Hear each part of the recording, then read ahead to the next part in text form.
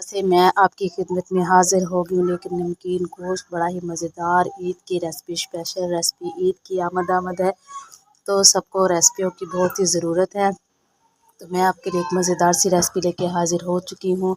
तो आप घर में ये ज़रूर ट्राई करना, तो आपके घर वाले आपकी उंगलियां चाटते रह जाएंगे और आपको शाबाश ज़रूर देंगे। तो माशाल्लाह ये मैंने बहुत ही मज़ेदार आलिशान और 10 मिनट से भी पहले तैयार कर ली है। तो आप भी घर में ज़रूर ट्राई करना। तो चले जी चलते हैं अपनी रेसिपी की तरफ। झटपट से हमारी तैयार होने वाली रेसिपी बिस्मिल्लाहिर्रहमानिर्रहीम। अस्सलाम वालेकुम गाइस, आज मैं आपकी खिदमत में नमकीन गोश्त की रेसिपी लेकर हाजिर हो चुकी हूँ। आपको पता है जैसे कि ईद की आमद है तो सबको नई नई रेसिपियों की ज़रूरत होती है। तो इंशाल्लाह मैं बनाने लगी हूँ नमकीन रेसिपी। इसके साथ ही मैंने पानी ले लिया। पानी मैंने इतना लिया है कि हमारा गोश्त अच्छे से गल जाए और ये नरम और जूसी तैयार हो। तो इसके साथ ही हम इसमें बाकी अपने स्पाइसेस ऐड कर देंगे। हम बनाएंगे ऐसा कि इसमें मसाला भी हो और हम इसको मसालेदार बनाएंगे, ज़ायकेदार। तो इसके साथ ही हमने इसको थोड़ा मसालेदार बनाना है। तो मैंने 3 से 4 छोटे साइज़ के टमाटर लिए, एक मैंने छोटा सा प्याज लिया है और लहसुन को हम ऐसे ही डाल देंगे, अदरक को भी हम ऐसे ही डाल देंगे। ये देखिए नमकीन गोश्त में हम ऐसे ही सब कुछ डालेंगे। साथ हम डाल देंगे अपने स्पाइसी। इसके साथ ही हम इसमें डालेंगे 1/2 टेबल स्पून हम डालेंगे इसमें हल्दी, 1 टेबल स्पून हम इसमें डालेंगे सब्ज़ धनिया सूखा। इसके साथ ही हम इसमें डालेंगे 1 टेबल स्पून सॉल्ट।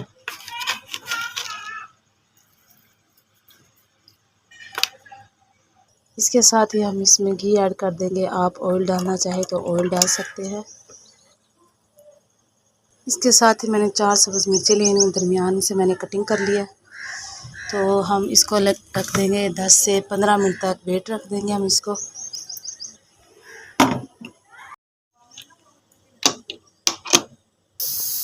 तो मैंने 20 से 25 मिनट के लिए रखा है। तो अब हम इसे खोल के देखते हैं।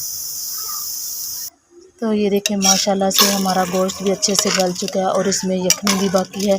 तो ये जो पानी हमने इसको अच्छे से पकाना है।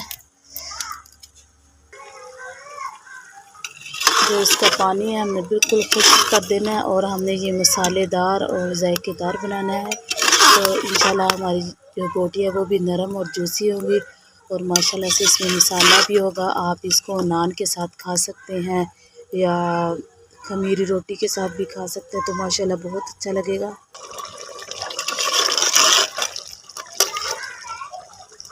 तो जी लास्ट में हम डालेंगे इसमें काली मिर्चें।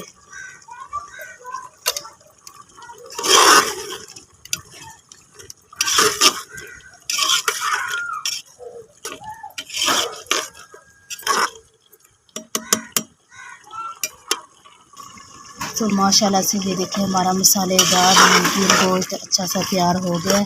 तो आपने भी ऐसे ही तैयार करना है, स्टेप बाय स्टेप वीडियो को फॉलो करना और अपने दोस्तों तक ज़रूर शेयर करना। तो अगर आपको मेरी रेसिपी अच्छी लगी है तो प्लीज़ मुझे लाइक कर देना, सब्सक्राइब कर देना और अपनी नेक राय का इज़हार कमेंट्स बॉक्स में ज़रूर देना कि माशाल्लाह मैं आपको डिश आउट करके दिखाऊँगी। तो आप इसको खमीरी रोटी के साथ भी तनावल फरमा सकते हैं और नान के साथ भी खा सकते हैं। तो आप इसको ऐसे भी खा सकते हैं।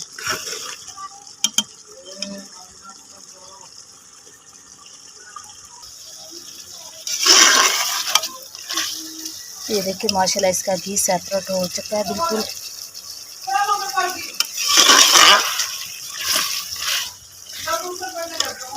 तो जी मैं आपको डिश आउट करके दिखाती हूँ। माशाल्लाह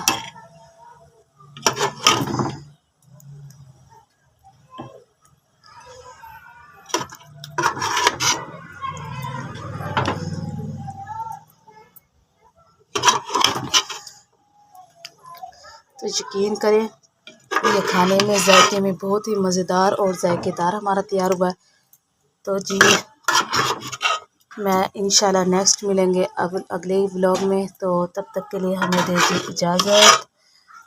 ओके जी, अल्लाह हाफिज़।